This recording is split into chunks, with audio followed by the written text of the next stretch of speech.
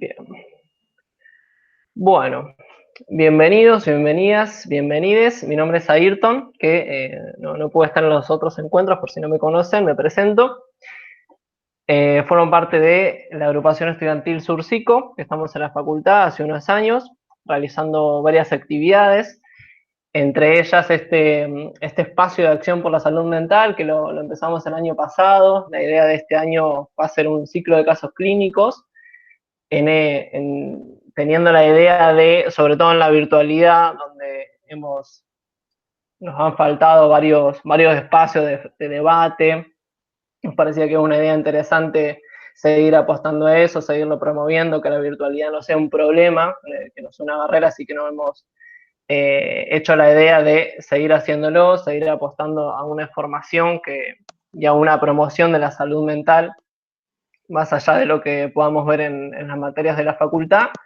Y en este caso nos acompaña Evangelina Sacal Campos, una licenciada en psicología. Actualmente trabaja en el área del Consejo de Derechos de Niñas y Niños y Adolescentes de Capital Federal, donde allí se encuentra en la Dirección de Responsabilidad Penal Juvenil y trabaja en los dispositivos de régimen cerrado. ¿Lo dije bien? Más o menos. Bueno, gracias. Hola, buenas tardes a Bienvenida. todos. Gracias a todos, todas y todes. Bueno, antes que nada agradecerles a las chiques de Psicosur, principalmente a Flor, que no sé si está presente, pero fue quien me contactó, y bueno, y a Ayrton, que ahora me va a ayudar con el power y la tecnología. Y nada, Sí, no pudo venir, que es la compañera claro, que estuvo viniendo a los otros encuentros yo no sé si es Cami, no sé si estamos hablando de la misma, que es la que estuvo viniendo a los encuentros, que por ahí la conocen a ella. Esta vez no pudo venir, pero bueno, sí. bueno, Perdón, igual, le que te dejamos los interrumpí. agradecimientos y los saludos. Eh, Tal cual, tal cual. Nada, me pareció súper interesante la propuesta de poder compartir este espacio con ustedes, que si están acá es porque les interesa la temática y me parece enriquecedor estos espacios. Comparto con lo que decía el compañero, creo que es súper importante generar espacios de debate de forma madura, porque entiendo que es una temática que genera bastante polémica y que hay varias respuestas a nivel social sobre lo penal y principalmente sobre lo penal juvenil.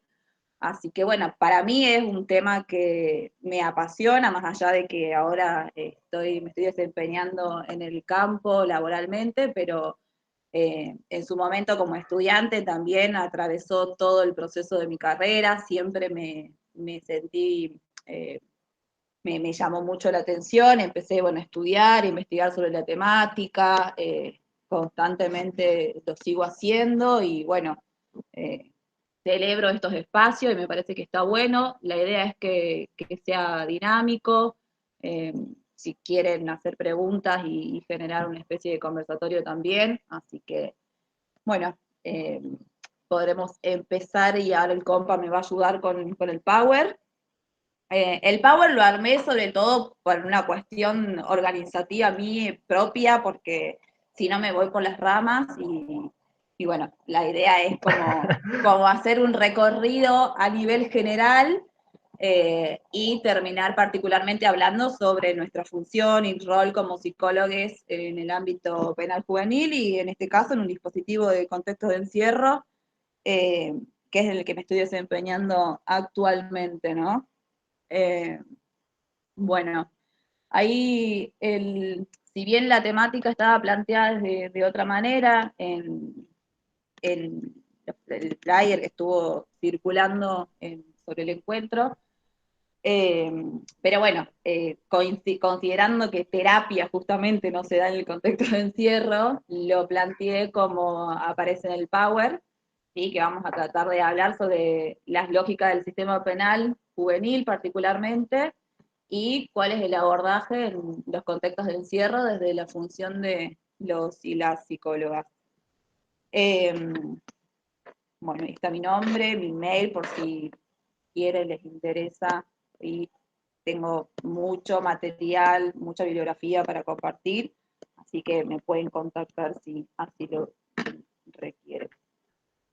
Perfecto. Bueno, como dije antes, es una temática bastante polémica a nivel social, y a mí lo que me interesa acá es acercarle principalmente un marco teórico para que el debate sea fundamentado y sea un debate, una discusión madura, y sobre todo generar espacios de preguntas, espacios de críticas y pensar nuevas alternativas para los y las adolescentes que están actualmente dentro de estos sistemas, ¿no?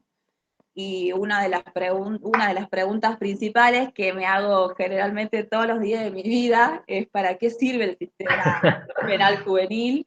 ¿Qué tipos de delitos cometen los y las adolescentes? Y frente a esto, ¿qué tipo de diseños institucionales requieren como respuesta? ¿Y qué efecto subjetivo tiene el paso desde el sistema penal juvenil en los y las adolescentes? Y también pensar, ¿no?, si realmente el sistema penal formal llega siempre, porque, bueno, después vamos a ver que el sistema penal está atravesado por múltiples lógicas eh, que generalmente no siempre llegan a lo formal. Y bueno, y también lo más popular y el tema más que surge generalmente a nivel de medio de comunicación hegemónico es si la baja edad de imputabilidad es la solución a esta problemática. Lo puse entre paréntesis solución, así que ya seguirán imaginando cuál es mi respuesta. Bueno, podemos seguir. Listo. Bueno, como decía, para pensar el sistema penal y en este caso el sistema penal juvenil, hay que empezar a abordar, y la charla principalmente va a estar focalizada en estos ejes, que son los que delimitan el campo penal juvenil, principalmente sobre las concepciones sobre la niñez, las niñeces, en realidad las adolescencias y la juventud. Y vamos a charlar un poco y a ver cómo fue a través del paso del tiempo la concepción sobre niñeces y adolescencias, cómo se fue dando este pase de antes que se pretendía trabajar con niños, niñas y adolescentes y una visión como objetos de derechos, donde no tenían la posibilidad de ser escuchados, de tomar decisiones en cuanto a su destino. Y bueno, a través del tiempo y de muchas luchas que se fueron haciendo, sobre todo de la comunidad, que yo me considero, más allá de que laburo en el campo, pero me considero una militante también sobre la temática. Seguramente cuando esta charla se termine va a quedar bastante claro, o eso espero, que quede bastante claro cuál es mi posición con respecto al tema.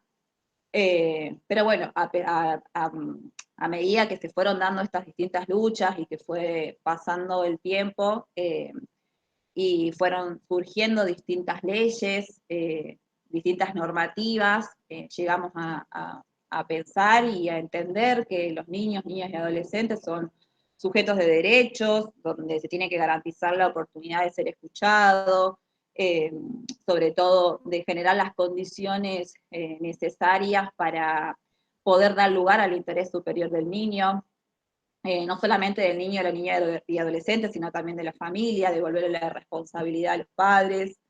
Y bueno, es algo que se fue dando durante lo largo del tiempo y, como dije, llevó amplias luchas para poder tener estas leyes ahora que, si bien las leyes están, pero hay que seguir luchando para que se hagan efectivas.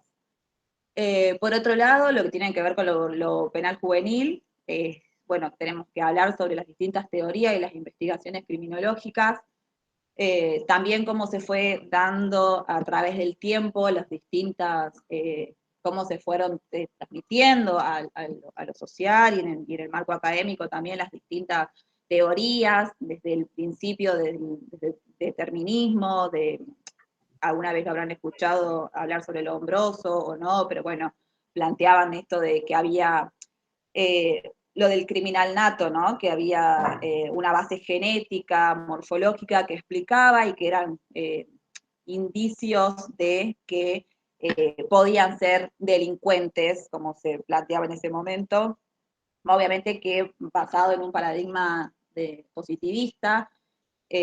Los estudios del Lombroso, bueno, planteaban esto, ¿no? Que había una base genética y que dependía del tamaño del cráneo, de las orejas, de la división de la distancia entre los ojos. Bueno, ahí está el famoso caso del petis orejudo. Y bueno, fue todo, la idea es ir hablando un poco de esto y llegando al recorrido hasta lo que actualmente se denomina como la criminología crítica, a lo cual adhiero y considero que está bueno y es importante pensarlo y plantearlo penal como respuesta y en realidad como algo que tiene que ver con el control social.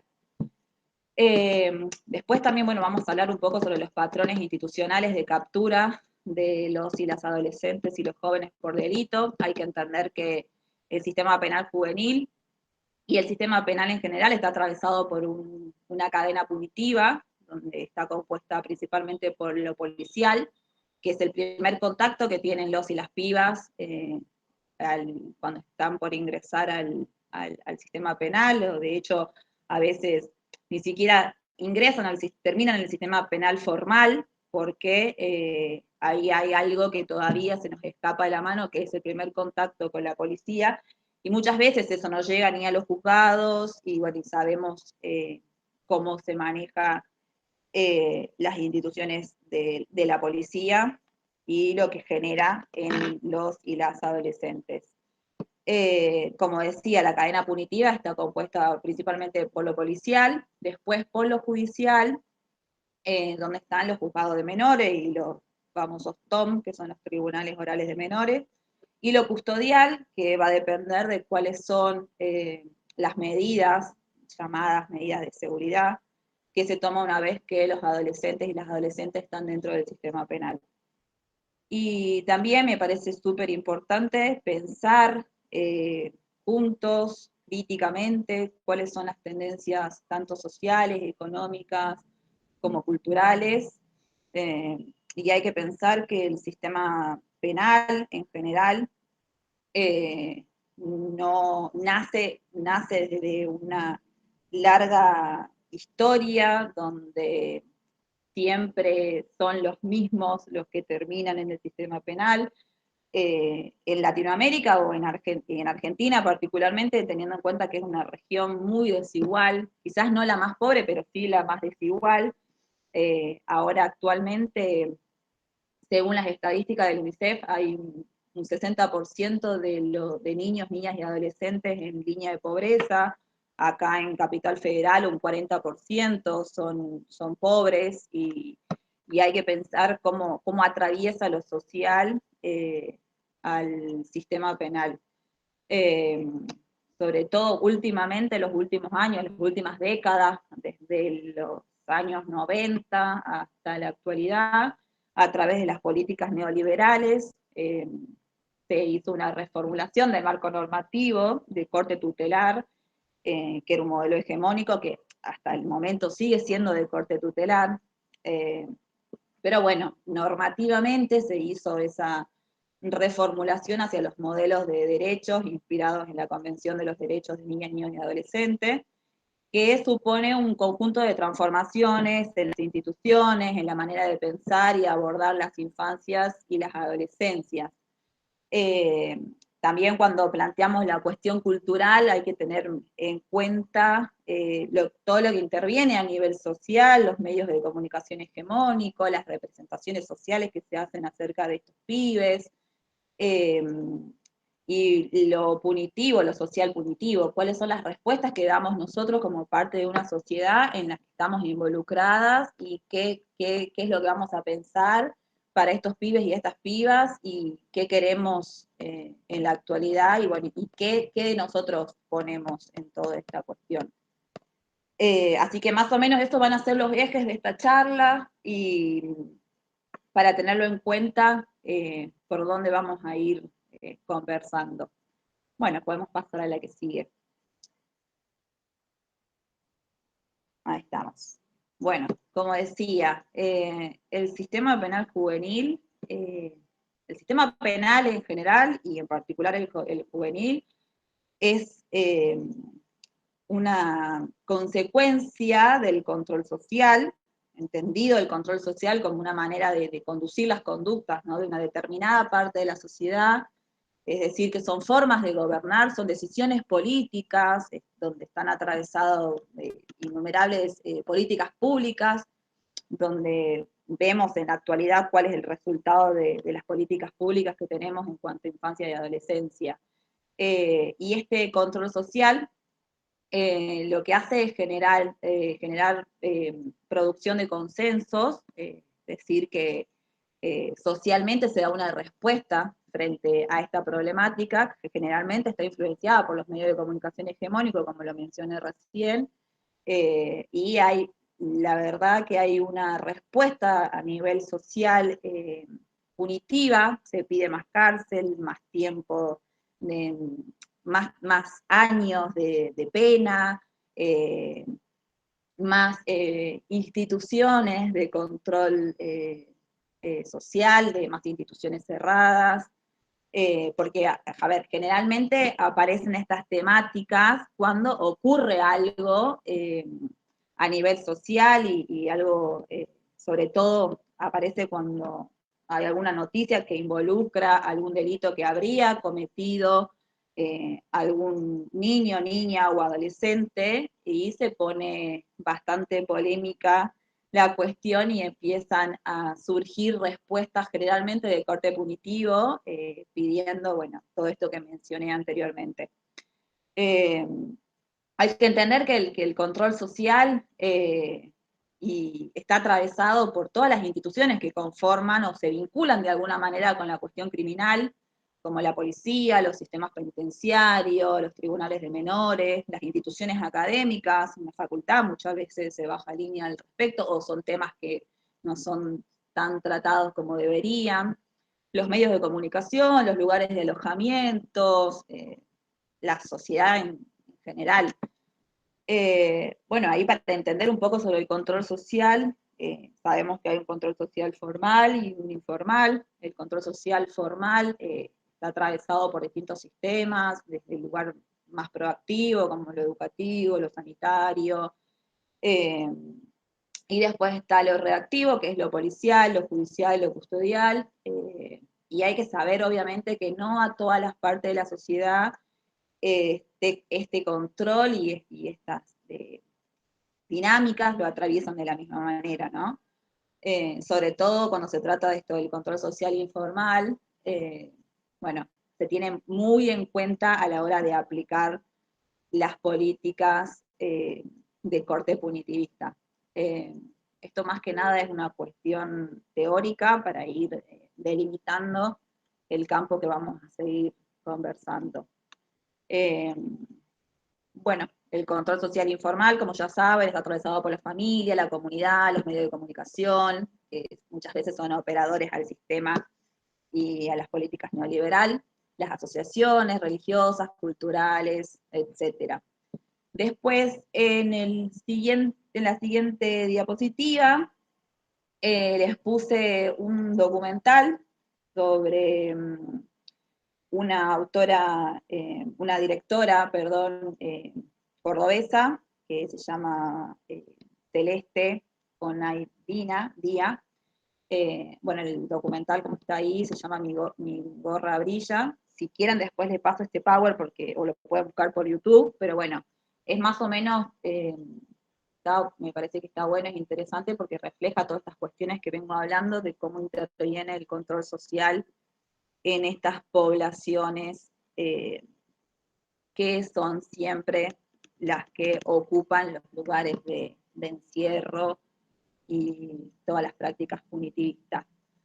La idea es como a medida que vayamos hablando van a ir surgiendo seguro las diapositivas, ya sea documentales, películas, libros, para que lo tengan en cuenta y puedan también verlos, compartirlos y generar debates, que eso es lo más importante. Bueno, en la que sigue, vamos a pensar que hay que tener en cuenta básicamente qué es lo que estoy planteando a través de esta charla, que lo que quiero que se entienda es que el sistema penal lo vamos a pensar desde una lógica genealógica, es decir, que la idea es historizar el pasado para poder entender la dinámica del presente y entender que este sistema penal y juvenil principalmente tiene varias características que lo hacen y le dan las dimensiones que tiene en la actualidad, ¿no? Una de las características y las más principales es la selectividad, como puse ahí, ¿no? Son los sospechosos de siempre. Hay que entender que la clientela del sistema penal tiende a ser bastante estable, realmente son siempre los mismos los que caen en estos dispositivos e instituciones. Hay que saber que el principio de selectividad orienta, ¿no?, las intervenciones en mayor medida en determinadas poblaciones sobre otras, y también en determinados ilícitos sobre otros, y sobre quienes representan el mayor quantum de peligrosidad, lo que se entiende por peligrosidad en la sociedad. Y generalmente esta clientela forma parte de la sociedad que está atravesada por situaciones de extrema vulnerabilidad. Si hacen un recorrido por las instituciones cerradas en la actualidad, van a ver que la mayoría de los que están ahí son pobres, son personas que están atravesadas por múltiples vulneraciones, desde muy pequeños y pequeñas, y la idea es entender por qué son pobres los que están poblando las cárceles, ¿no? Porque justamente planteamos que estructuralmente recae sobre los sectores más vulnerados de la sociedad lo punitivo. Por eso planteo esto del tutelaje de clases. Esto da un soporte a la materialidad de, o sea, una igualdad enunciada y una desigualdad fáctica que lo vemos todos los días. Generalmente cuando se habla de delitos y de delito penal juvenil o delitos que habrían cometido menores de edad, se empieza a hablar sobre cuestiones de seguridad y de inseguridad, apareciendo, como dije anteriormente, mayormente respuestas de cognitivo, y hay que entender por qué son las personas las que, con estas características, las que habitan esos lugares de encierro. No hay delito porque hay desigualdad social. No son consecuencias de la desigualdad, son causa de la desigualdad. El delito es necesario para sostener la desigualdad. Es una forma de gobernar a través de políticas públicas, neoliberales, donde se necesita estereotipar un determinado objeto malo con determinadas características, donde van a recaer las peores proyecciones desde lo social, y a la vez hacernos creer a nosotros como sociedad que la solución se da a través de mayor control policial, mayores prácticas punitivistas, mayor encierro, mayor creación de cárceles. Y bueno, la idea es poner en crítica y en cuestionamiento todo esto y que podamos pensarlo de manera madura. Entonces hay que entender que la selectividad del sistema penal hace a sujetos de punición, construye sujetos de punición, eh, que más adelante vamos a ver cuáles son las características de este sujeto de punición en mayor profundidad. Otra de las características es el adultocentrismo, es decir, la relación social asimétrica entre las personas adultas y las infancias y las adolescencias. donde generalmente son las personas adultas las que toman decisiones con respecto a los y las adolescentes que intervienen en el sistema penal juvenil. Y ahí se pierde esto que planteábamos sobre el interés superior del niño, ¿no? Que está bastante claro en la Convención de los Derechos. Otras de las características del sistema penal es que es androcéntrico, es decir, que el sistema penal en general, en su conjunto, encierra una lógica machista, porque fue construido por y para las necesidades de un modelo un modelo de sujeto masculino, nacional, heterosexual, donde las mujeres, las niñas, las adolescentes, siempre quedaron invisibilizadas y ni hablar de las disidencias, por supuesto que hasta el día de hoy hay una gran deuda con respecto a las disidencias en lo que tiene que ver en lo penal. También, bueno, otra de las características de este sistema es que es un sistema paral, hay cuenta que es una institución total, por lo tanto está basado en la desigualdad de género, donde hay un mandato de masculinidad muy fuerte, de hecho,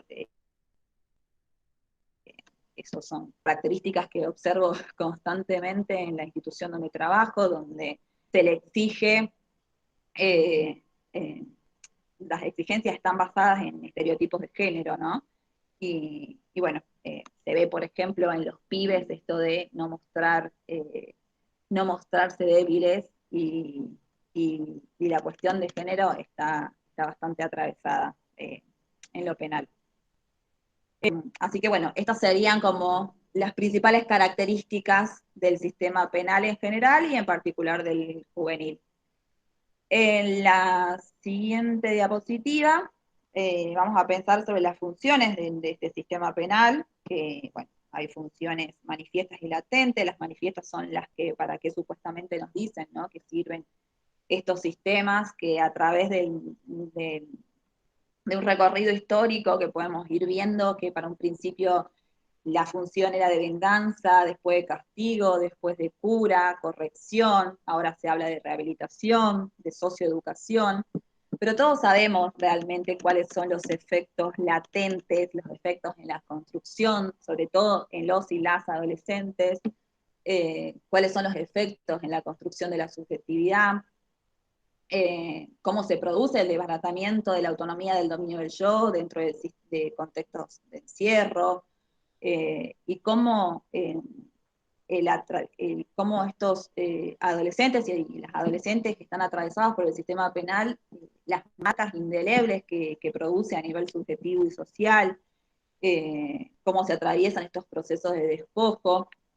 Ahora no recuerdo exactamente cómo era el nombre del autor, un sociólogo, después lo busco y se los paso si quieren, pero planteaba la cuestión de un estado centauro, ¿no? Esta imagen, la figura de la mitad eh, persona y la mitad caballo, donde aparece este estado de acá para arriba, para la clase media y alta, como un estado light, un estado donde tolera la diversidad, donde se dan distintas oportunidades, y para la clase baja, donde no se soporta la diferencia, de un estado penal severo, que no hace más que reflejar un conductismo moral para los pobres, ¿no?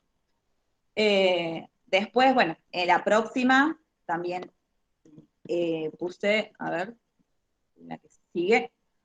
Esto, bueno, puse huellas culturales, como para ir cerrando con la parte teórica e histórica acerca del sistema penal. Son distintas, hay varias. Esta es una película argentina de 1939, y Mañana serán hombres. Bueno, como dice ahí, que en la década de los años 30 la vida de los adolescentes se trata de esto, ¿no?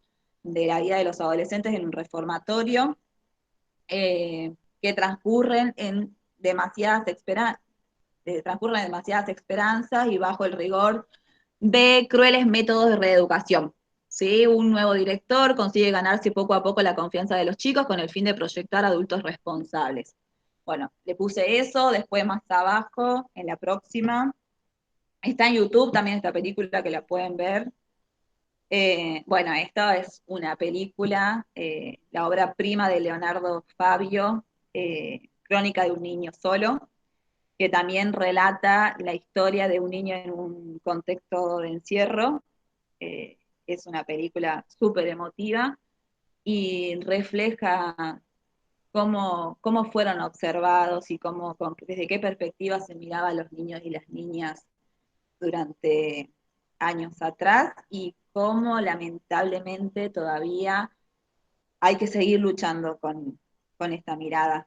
Y el próximo es un libro que a mí me encanta, he leído, lo tengo, se puede conseguir, de Elías Castelnuovo, eh, donde, bueno, la imagen ahí del reformatorio en ese momento se llamaba así, en la provincia de Buenos Aires, donde Elías trabajaba con estos niños, y bueno, a partir de su experiencia en este reformatorio, escribe el libro Larva, que es un libro de cuentos, son 7 cuentos, y son un fiel reflejo de cómo se pensaba a los niños. Eh, a la vez ahí puse un link de YouTube, que es una canción, que si quieren la podemos escuchar cuando termine, sobre uno de los cuentos, Mandinga se llama. Es una canción bastante emotiva también. Así que bueno, me pareció que estuvo bueno como reflejar un poco lo teórico con, con estas cuestiones más artísticas. Bueno, después vamos a seguir para entender quiénes son y cómo llegan y por qué al sistema penal. Hay que hablar un poco sobre la normativa penal juvenil. No voy a tratar de profundizar tanto en esto porque es una cuestión mucho más de derecho, pero sí por lo menos para que se entienda eh, cuál es la normativa actual y cuál fue todo el trasfondo que se hizo históricamente hasta llegar a la actualidad. Bueno, la normativa penal juvenil está compuesta por un amplio cuerpo de leyes, normativos, de derechos humanos, de las infancias y las adolescencias. Eh, bueno, ahí como puse, hice como una pequeña línea histórica acerca de las cosas, bueno, que fueron pasando durante varios años y cómo terminó, cómo repercute todo eso actualmente. Lo más importante que me parece a mí, que quiero que quede claro, es qué es lo que vamos a tomar de cada una de estas leyes, de los antecedentes. Bueno, principalmente puse el Código Penal, que de 1922, lo que plantea ahí es un régimen especial para menores de edad. Y lo que me interesa que quede claro es que en ese momento la edad de imputabilidad era los 14 años, ¿sí? Quiero que en la que sigue, que es el decreto, la ley de régimen de menores, que tengan en cuenta principalmente los años donde se elaboraron estos proyectos, ¿no?, de ley. La ley 14.000, seguimos en la anterior, ¿no? Ahí, la ley 14.394, que fue sancionada en 1954, donde plantea el régimen de menores y la familia. Miren cómo se los nombraba todavía menores, no eran niños, niñas ni adolescentes, sino menores.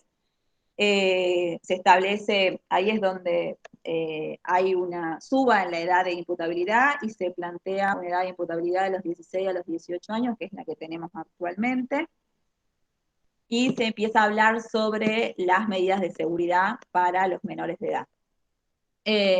Después, y lamentablemente, la ley que tenemos actual a nivel nacional, con lo que responde al régimen penal juvenil, más allá de que Argentina desde el año 94 está incluida en la Convención de los Derechos de Niñas, Niñas y Adolescentes, por lo tanto tiene nivel constitucional, quiere decir que esa ley es mucho más importante que cualquier ley nacional, esta convención. De todas maneras, todavía seguimos con el decreto ley 22.278 del régimen penal juvenil nacional. El detalle es que es una ley firmada por Videla en plena época de dictadura cívico-militar. Miren que el primer decreto de ley de la 21.338 se firmó en el año 76, donde claramente se bajó la edad de imputabilidad a los 14 años nuevamente. Después, a través de una serie de modificaciones, en el 80 se planteó el paradigma tutelar, donde se sigue manteniendo la edad de imputabilidad a los 14, y después una nueva modificación en el 83, donde se volvió a fijar la edad de imputabilidad a los 16 años, ¿no? Me parece importante hacer este recorrido, puede sonar un poco aburrido, son cuestiones de leyes que no tienen que ver tanto con nuestra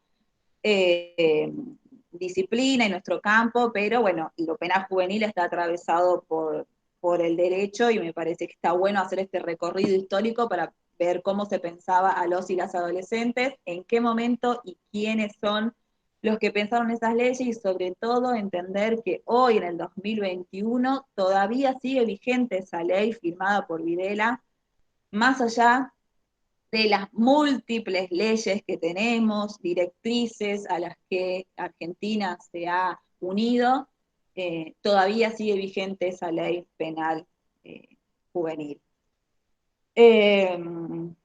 Después, bueno, más adelante son también cuestiones de leyes. Ahí lo que me llamaba la atención es, bueno, a ver cómo plantean cómo plantean esto, en qué momento se pueden hacer cargo tutelarmente acerca de los adolescentes. Pero no, bueno, no me voy a meter todo y quiero seguir porque si no me voy a demorar mucho ahí. En lo que sigue, que quizás ahí ya, ahí está, en esa imagen vemos que el régimen especial del sistema penal juvenil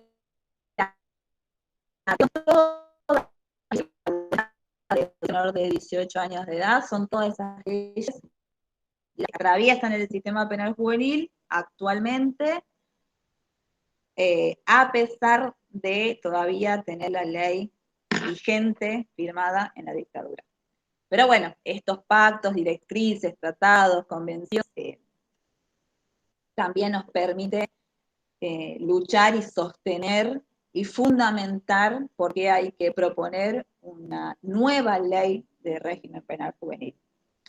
En lo que sigue, en la diapositiva que sigue, no sé si a mí me pasó, yo sigo viendo la imagen.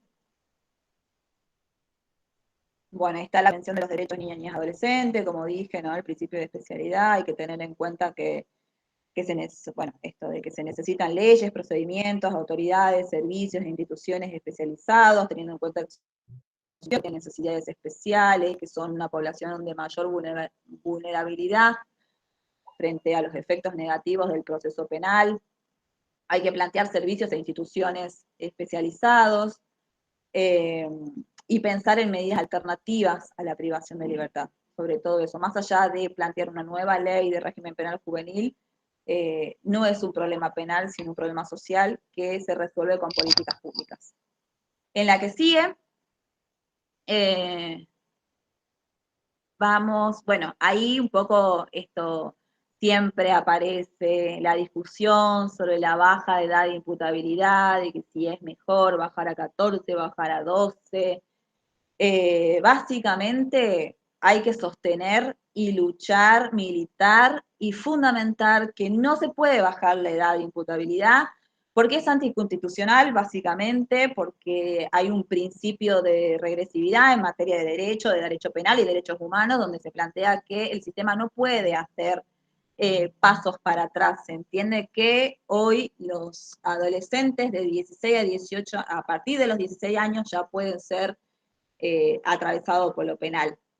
Entonces, la idea es militar y entender por qué no a la baja. esto de que no se tienen que usar los sistemas penales para resolver, son problemas sociales, una problemática que está atravesada por otras cuestiones. Lo penal lo único que hace es generar más problema y no soluciona nada. De hecho, lo único que haría es permitir el ingreso de personas cada vez más jóvenes al sistema penal por delitos que generalmente, y porque hay en la Corte, hay una página de la Corte Suprema de la Justicia de la Nación, eh, hay una institución que es la base general de datos, que lo pueden entrar a la página de la Corte y acceder a distintas investigaciones donde dan datos que cuáles son los delitos que cometen supuestamente los menores de edad, y vamos a entender que no son delitos graves, que no es lo que generalmente se entiende y se quiere hacer creer. Los pibes y las pibas son los eslabones más débiles de las cadenas delictivas y de las empresas criminales, y obviamente que es lo más fácil por donde atacar. Así que, bueno, invito a que entren a la página y que vean. Ya me parecía mucho poner estadísticas, pero bueno, para que sepan de lo que estoy hablando. En la que sigue, vamos a entrar un poco más ya a lo que son los dispositivos del sistema penal juvenil, acá en Capital Federal, que es donde yo estoy trabajando actualmente. Bueno, hay distintos dispositivos, principalmente, y el primero con el que tienen contacto los pibes y las pibas es el CAD, que es un centro de admisión y derivación. En realidad, como dije anteriormente, el primer contacto con lo penal lo tienen con la policía. Eh, ahí también falta la construcción de un protocolo, porque hay muchas veces no tenemos esa información, no sabemos cómo acceder en el momento del encuentro de los y las pibas con la policía. Entendemos que hay abuso de autoridad permanentemente, donde los pibes y las pibas de determinados lugares se sienten son sumamente perseguidos y perseguidas, y son víctimas de una violencia policial institucional constante. Una vez que tienen este encuentro con la policía, y que la policía supone que son menores de edad o no tienen DNI o algo que lo acredite, lo acercan a este centro, que es el CAD, el Centro de Admisión y Derivación, donde ahí se hace la primera evaluación y empiezan a intervenir toda todo lo que tiene que ver con lo judicial y todo las instituciones que forman parte. Una vez que los pibes y las pibas ingresan ahí, se hace la evaluación, y junto con el juzgado y sus delegados toman la decisión de cuál es el dispositivo que le correspondería ir por este supuesto ilícito cometido. Hay distintas medidas en el sistema penal juvenil del Capital. Hay medidas alternativas a la privación de libertad en el ámbito territorial. Son pibes y pibas incluidos en programas. Acá actualmente está el programa El Payas y el DIAT, que son las medidas, las primeras medidas que se toman con los pibes y las pibas, donde se hace un acompañamiento a nivel territorial. Y después existen medidas de privación de libertad, que es una de libertad restringida, que son las llamadas residencias socioeducativas. Y por último, y debería ser la última opción posible, son las medidas de privación de libertad ambulatoria, que son los centros socioeducativos de régimen cerrado, que es donde yo me desempeño actualmente. Acá en Capital, las medidas de privación de libertad restringida están formadas, bueno, por las residencias, que actualmente hay 3 residencias, 2 para adolescentes varones, y Almafuerte y Simón, y una para mujeres, que es la Juana. Y los centros de régimen cerrado son 3 en Capital Federal. Está el Centro Socioeducativo de Régimen Cerrado San Martín, donde yo por parte del equipo técnico. Tiene una característica que son pocos los centros que lo tienen a nivel latinoamericano, que es un centro mixto, obviamente todo esto con una lógica binaria, pero bueno, es un centro mixto donde aloja pibes y pibas. Y los otros dos, el Agote y el Belgrano, son únicamente para pibes. Bueno, esto que en la siguiente vamos a ver, esto que venía planteando recién sobre las características del sistema penal, el sistema penal juvenil, y la falta de perspectiva de género y la enorme deuda que tenemos con las mujeres, con las niñas, las adolescentes y las disidencias, y se entiende que básicamente están atravesadas, sobre todo las niñas y las pibas y las adolescentes que forman parte, que están eh, atravesadas por el sistema penal, tienen una doble vulneración. Me refiero a doble vulneración porque las niñas y las adolescentes adquieren los derechos como derivación de los derechos de las mujeres, y la otra vulneración es por ser, por su condición de menores de edad, que a la vez también los derechos de los menores de edad, de niños, niñas y adolescentes, están pensados desde una neutralidad. Se piensa en un niño. Digo, falta como tener una mirada bastante particular. Todos sabemos que no es lo mismo ser una piba en un sistema penal que ser un pibe, ¿no? Son instituciones bastante binarias y machistas y patriarcales. Durante años costó un montón empezar a visibilizar la presencia de las mujeres en el sistema penal, de las mujeres adultas, de las niñas, de las adolescentes, de las disidencias. Generalmente siempre las niñas y las adolescentes aparecían como testigos eh, o como víctimas en lo penal, o una vez que aparecían como infractoras eran porque ya habían sido víctimas de múltiples violencias y vulneraciones previas, y es donde recién aparecen eh, en lo penal. Esto es porque obviamente está atravesado por una lógica de determinismo que supone que no hay mujeres que delinquen porque eso no es cosa de mujeres, porque las mujeres no cometen delitos, las mujeres no roban, las mujeres, todo lo contrario, tienen un instinto materno, qué es lo que se espera de una niña, qué es lo que se espera de una mujer. En un hombre sí puede ser, pero en una mujer no está pensado, ¿no? Eso se puede observar hasta en la infraestructura. No hay espacios pensados para las feminidades, ¿no? De hecho, hay una sola residencia penal juvenil, hay una sola residencia de mujeres que durante la pandemia, para adolescentes, para pibas, que durante la pandemia estuvo cerrada porque no había pibas, eh, se consideraba que no había pibas para alojar. De hecho, celebro que no haya pibes alojados en contextos de encierro, pero entendemos eh, ¿por qué pasa esto? ¿Por qué en un centro cerrado hay 18 pibes y una o dos pibas? Por eso es importante y súper necesario generar estos espacios de visibilización, pensar, hacer capacitaciones en cuestiones de género para operadores de todo el sistema penal, judicial. Es importante el acompañamiento, el apoyo a las niñas, a las adolescentes, a las mujeres y a las disidencias en estos contextos tan complejos.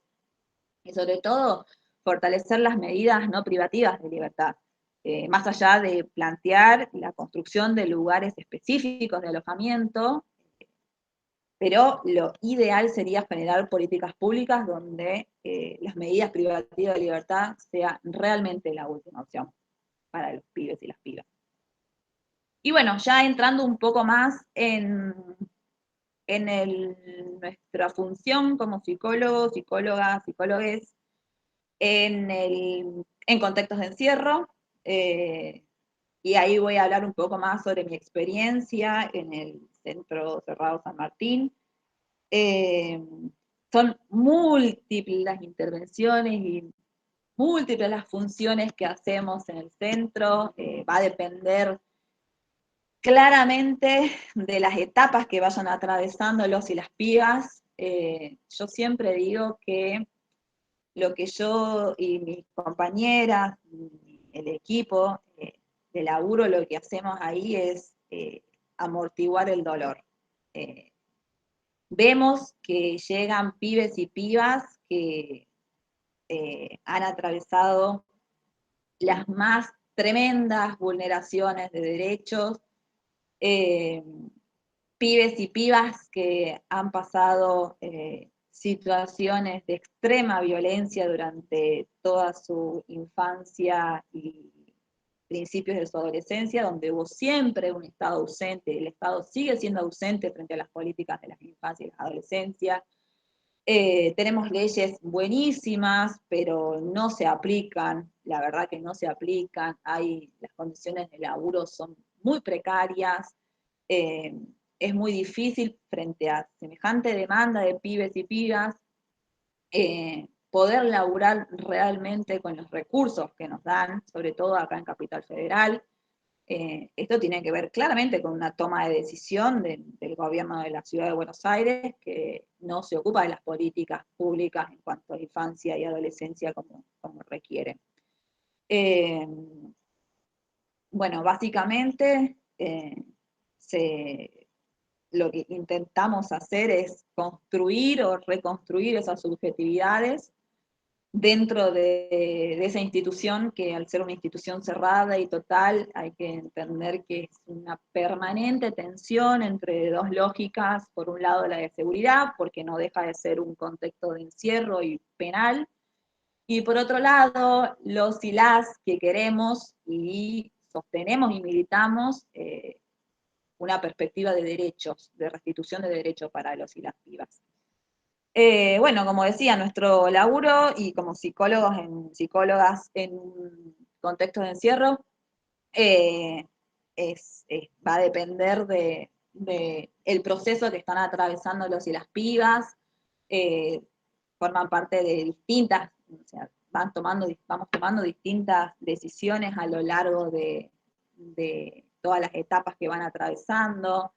En un principio, bueno, obviamente la escucha, el acompañamiento, el alojamiento, pero si tiene que ver con cuestiones quizás más formal, bueno, es evaluar, informar, generar diagnósticos.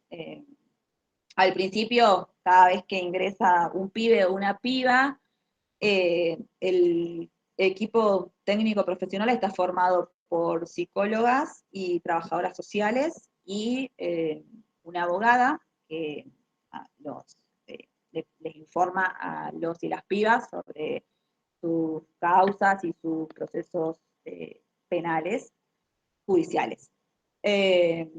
Bueno, como decía, cada vez que ingresa un pibe o una piba, se asigna una dupla de profesional, una trabajadora social y una psicóloga, que va a acompañar a los pibes durante todo su proceso y su permanencia en centro cerrado. Bueno, al principio es esto: informarlos sobre la situación que están atravesando, escucharlas, contenerlos, y sostener, poner el cuerpo constantemente, y durante su permanencia también evaluar juntos con ellos, escucharlos, darle lugar a su voz, hacer surgir y su deseo. Generalmente son pibes y pibas donde hay que reconstruir toda una cuestión desde la autoestima, cuestiones muy, muy básicas que le han hecho creer socialmente que son lugares donde tienen que habitar, y es muy complejo laburar con eso, pero creemos firmemente, más allá que yo particularmente vuelvo muchas veces muy frustrada a mi casa, pero aparte de que sea un laburo, es una militancia, y estoy convencida que la lucha se hace desde adentro. yo también tengo múltiples cuestionamientos y preguntas del lugar donde laburo, de cuál es mi lugar, cuál es mi función, pero considero que eso, que la llama se prende desde adentro y que hay que estar, acompañar y poner el cuerpo constantemente. Después, obviamente, cuestiones formales, se realizan informes mensuales del proceso de los pibes y las pibas dentro de la institución. Eh, Sobre todo se empieza a laburar con las distintas personas que forman parte de las instituciones que intervienen, se coordinan estrategias junto con diferentes actores judiciales, como por ejemplo los delegados, la Defensoría Técnica, la Defensoría Tutelar. Eh, bueno, también obviamente estas articulaciones y también a nivel comunitario están pensadas para generar y promover proyectos autónomos de egreso, escuchando a los y las pibas, ¿no? Obviamente que también se labura con la familia, desde el momento que ingresan los pibes, empezamos a hacer contacto con la familia, muchas veces son pibes que están en situación de calle, entonces hay que también plantear esto y ver o pibes que hace mucho tiempo no tienen vínculo con la familia, entonces hay que ver el proceso de revinculación. Eh, y bueno, y continuamente se hace una evaluación de la situación y a partir de este informe que se manda a los juzgados, se empieza a pensar distintas estrategias para poder restituir estos derechos vulnerados de los y las pibas que llegan a los contextos de encierro. Eh, Nuestro trabajo es básicamente esto que digo, acompañar en el dolor. Muchas veces las personas que ocupan todo el sistema penal, las, las instituciones del sistema penal están poblados por los restos de la sociedad. Eso genera también muchas complicaciones al momento de pensar cuáles pueden ser las opciones. Y por lo que mencioné anteriormente, no tenemos recursos, no hay recursos suficientes para lo que los pibes y las pibas se merecen. Entonces se trata de luchar todos los días, de acompañar, poner el cuerpo, se generan obviamente vínculos muy estrechos con los pibes y las pibas, nada que ver con la cuestión clínica o lo que uno, o por lo menos yo imaginaba cuando era estudiante de psicología. Eh, Básicamente convivimos con los pibes y con las pibas, lo acompañamos en todo momento, desde el momento que se levantan, que desayunan, van a la escuela, obviamente todo dentro de la misma institución. Es una institución sumamente organizada, con muchísimos horarios, restricciones, normas. Entonces, bueno, acompañamos el proceso de adaptación institucional también. Piensen que son chicos y chicas que no están acostumbrados a tener un régimen tan arbitrario. Entonces, bueno, y no a todos los pibes y las pibas impacta, el encierro les impacta de la misma manera. Entonces también que hay que alojar las subjetividades. Y la lucha esta de tensiones, digo, desde nuestro lugar es eso, dar lugar y espacio a la subjetividad en un lugar donde lo que quiere hacer es abolirla completamente. Los pibes ingresan y el centro les da ropa, no pueden usar su ropa, y donde se trata de homogeneizar eh, la, los y las pibas y despojarlo de la subjetividad y la particularidad de cada uno. Yo laburo mucho con los pibes esto de que no pierdan o que de sostener su identidad. De hecho, son lugares hasta donde se les pide que cambien la manera de hablar, por ejemplo, el lenguaje. Tratan de normalizar, rehabilitar, socioeducar, y que sobre todo se hagan responsables de los delitos que supuestamente cometieron. Digo supuestamente porque lamentablemente por esta ley de régimen penal firmada por Videla todavía se sigue alojando y se sigue privando de la libertad y encerrando a pibes y pibas aún cuando el proceso penal no ha culminado, o sea, cuando no se siquiera están las pruebas ni la sentencia de que fueron responsables del hecho al que se le imputa. Entonces, muchas veces estamos siempre a disposición y esperando de lo que el juez, la jueza considere que es lo mejor para un pibe que muchas veces ni siquiera conocen. También hay que luchar mucho con la lógica de la justicia, desde el lenguaje, hay que traducirle a los pibes. El lenguaje de derecho, como bien saben, es súper complejo, obviamente que a propósito, y hay que acompañar en ese momento. A veces los pibes hablan con juzgado, con defensores, les informan sobre sus causas y sus procesos penales y terminan de hablar y no entienden nada de lo que les dijeron, entonces hay que traducir, informar sobre la situación que están atravesando, y justamente que tomen la posta.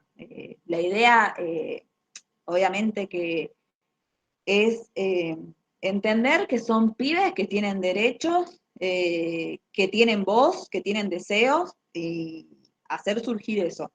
Eh, la idea no es para nada pensar pobres pibes, sino todo lo contrario, que se hagan cargo de sus derechos, que luchen y que realmente puedan eh, pensarse desde otro lugar, porque empezamos esta charla diciendo ¿para qué sirve el sistema penal?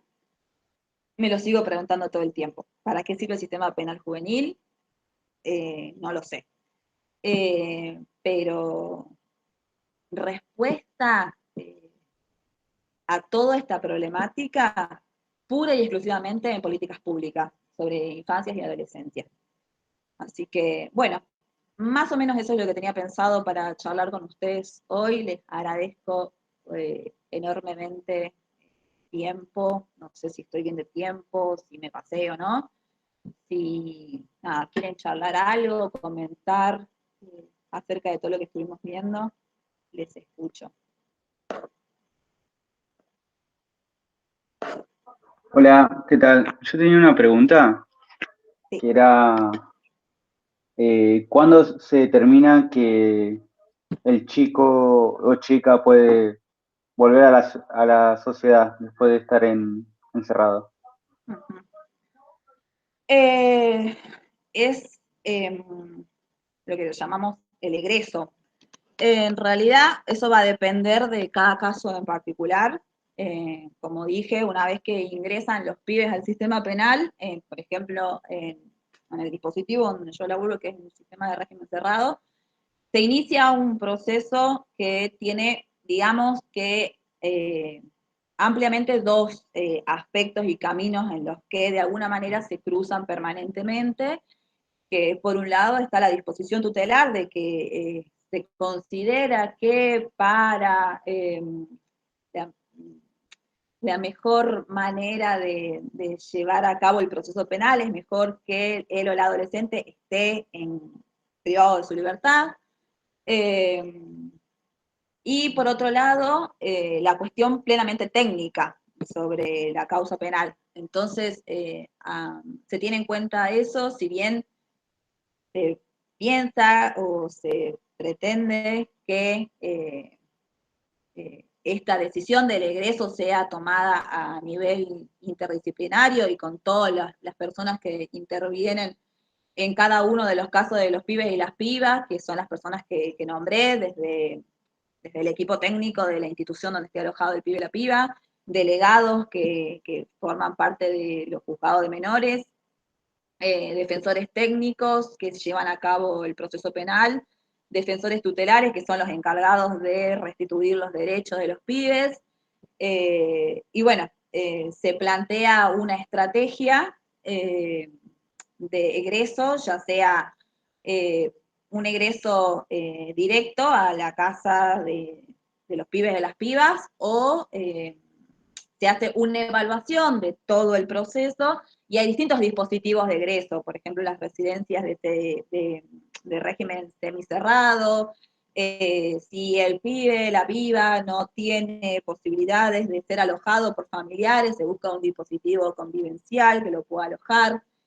Desde el equipo técnico se labura mucho con delegados y defensores para armar estas estrategias que depende pura y exclusivamente de cada caso en particular, y esta propuesta se plantea al Tribunal Oral de Menores, y lamentablemente seguimos bajo un paradigma tutelar que el juez termina decidiendo en qué momento egresan los pibes que están alojados ahí.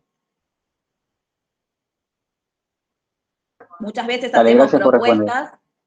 propuestas, muchas veces hacemos Perdón, propuestas de egreso y nos la niegan, entonces el pibe tiene que seguir privado de la libertad.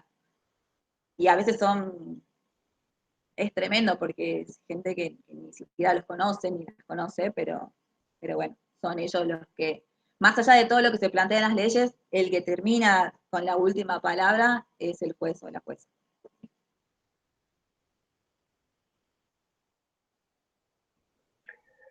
Ahí, Evangelina, excelente la presentación, me gustó, aprendí mucho y me llevé muchas cosas para debatir y para pensar. Así que muchas gracias. Están haciendo respuestas preguntas, perdón, en el chat. No sé si querés que te las lea o ¿las leo? Bien. Sí, dale. Dale. Después, si quieren habilitar micrófonos, prender cámara, lo que quieran, están más que invitados, invitadas, invitadas. Diana preguntó, ¿desde qué marco teórico se aborda el tratamiento psicológico en las instituciones cerradas? La verdad, yo hoy voy a hablar desde mi experiencia. Yo desde que ingresé en la institución, en el centro, los directivos de la institución fueron bastante permeables con respecto a eso. No hay una bajada de línea en cuanto al marco teórico, ni a las intervenciones que puede realizar cada profesional. Eso queda a la elección de cada uno y de cada una. Desde mi lugar, si bien siempre tuve un marco teórico, siempre desde el momento que fui estudiante, atravesado fundamentalmente por el psicoanálisis, pero cuando llegas a ese tipo de contexto te das cuenta de que en realidad es lo que va surgiendo, se trata de tener una mirada, o yo por lo menos trato de tener una mirada integral, y dar lugar a la subjetividad de los pibes y las pibas, y a partir de ahí laburar con todos los recursos, todas las herramientas disponibles desde todos los marcos teóricos que se considere necesario, y bueno, laburarlo de esa manera. La verdad que una bajada sobre marcos teóricos no hay.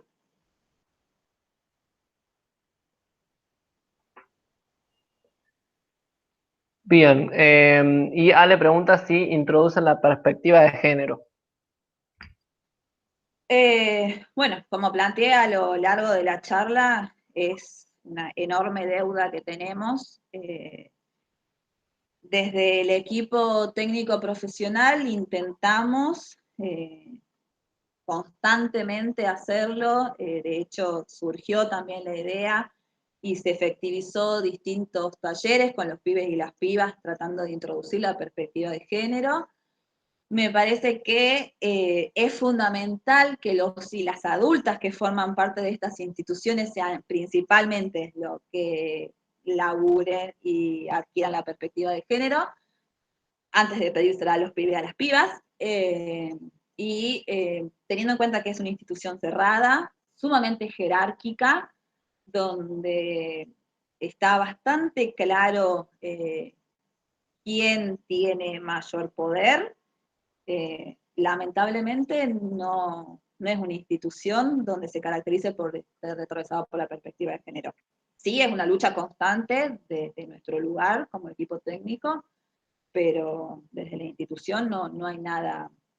De hecho, digo, ni siquiera estructuralmente, y desde la infraestructura del lugar, o sea, no hay espacios para pibas, todo binario, de hecho, el patio donde salen los pibes una hora a la mañana y una hora a la tarde, que es el único espacio al aire libre que tienen. Hay una cancha de fútbol, hay profesores donde juegan todas las prácticas que llevan a cabo, están pensadas desde una lógica de una masculinidad hegemónica, y las pibas, pocas pibas que hay, siempre quedan a un costado mirando cómo juegan al fútbol los pibes, porque ni siquiera se genera el intercambio.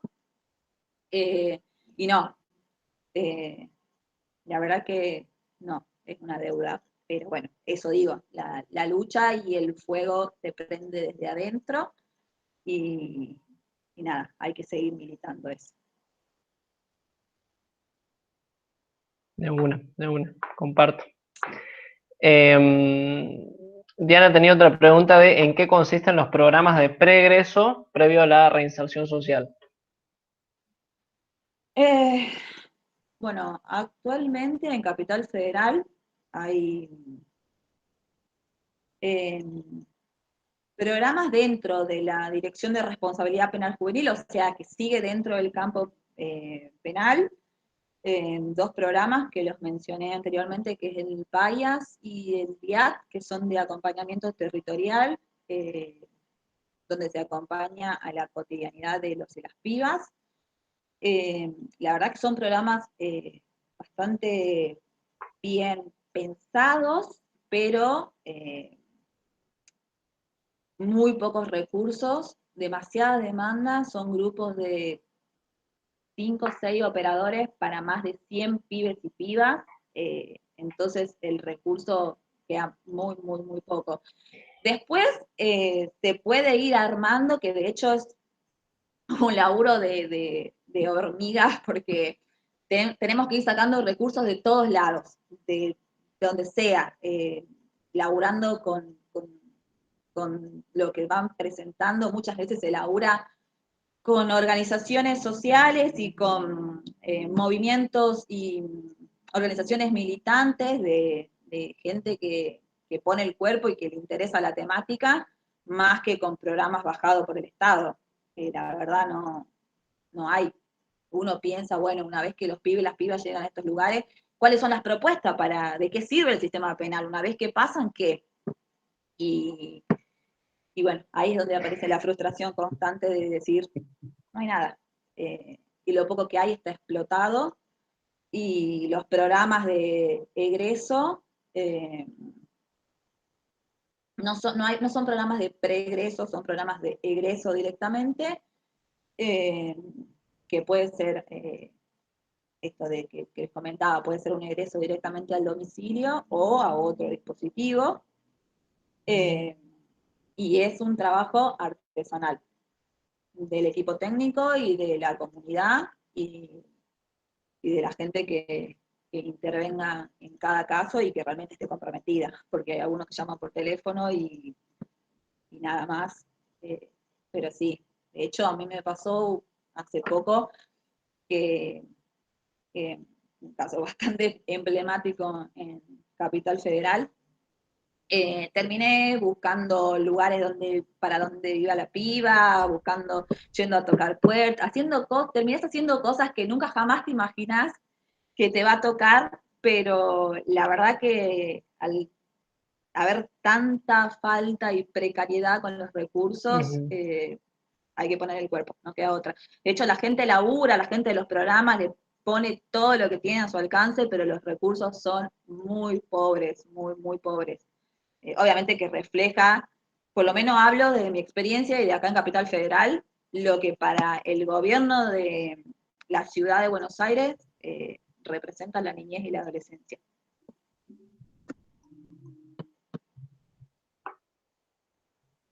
Bien. Y María preguntaba si una vez que se produce el egreso, efectivamente sigue el acompañamiento psicológico. A ver, hay que pensar siempre en la subjetividad. Cada caso es particular, no me gusta llamarlo caso, pero bueno, cada historia de vida de los pibes y las pibas es particular. Justamente lo que tratamos es esto, de entender que las necesidades son particulares, que son teniendo en cuenta la historia de vida de cada uno y de cada una.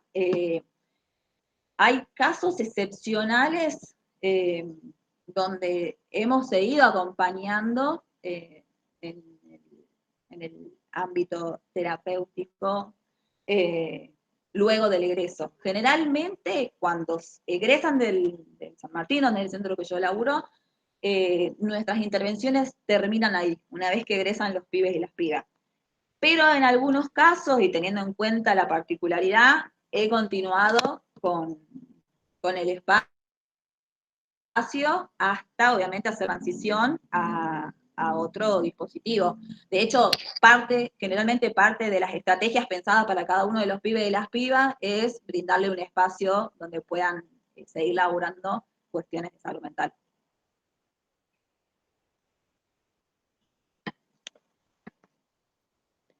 Bien. Ahí Ivana tenía un aporte. Gracias, María. De que fue voluntaria por 6 años en el Penal Provincial Puntano, haciendo talleres psicoeducativos con otras compañeras.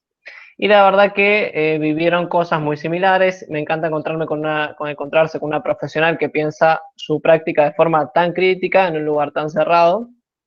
Coincido plenamente que se hace desde adentro. Ahora soy voluntaria para una ONG chilena que interviene muy activamente en la temática con profesionales y estudiantes.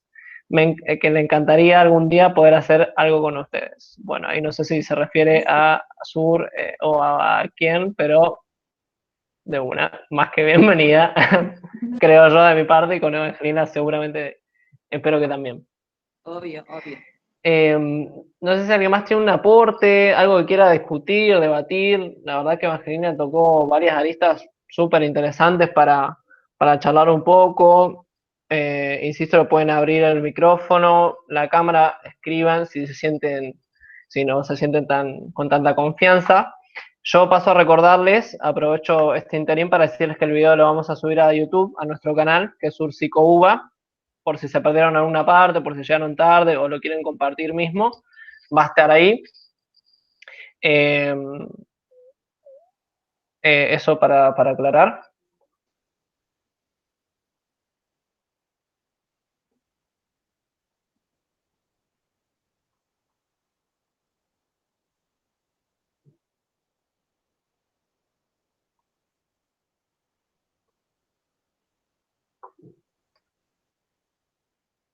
Bueno. Parece que no hay más aportes. Parece que no hay tanto más dudas, o no por ahora por lo menos. Recordamos que este ciclo que estamos haciendo es el tercer encuentro. Vamos a tener un último, el cuarto, el 10 de junio. Va a ser a las, calculo que a las 18 horas, sí, a las 18 horas, sobre gerontología en la psicología, que los esperamos. Tengo el PowerPoint de Evangelina, así que lo paso por el grupo para todo el material que compartió, que me parece que está bueno, súper interesante eso. Buenísimo, Evangelina, que te tomaste ese trabajo también, que es algo que estábamos pensando de compartir contenido que también sea audiovisual, si se quiere decir así, para reforzar un montón de conceptos que vamos tocando en los distintos encuentros. Y bueno, si no hay muchos más aportes o dudas, agradecerte, Evangelina, por venir, por tu tiempo, que bueno, que a veces es por ahí un poquito, como decía, más complicado, así es, lo comparto, Lili, en el grupo de WhatsApp. Aprovecho para dejarles el link, a ver si lo tengo por aquí. Para si alguien no está en el grupo de WhatsApp, que se una. Bueno, ahí lo copio.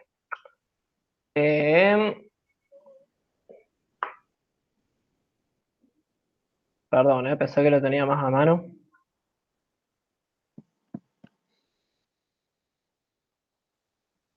Ah, sí, acá está.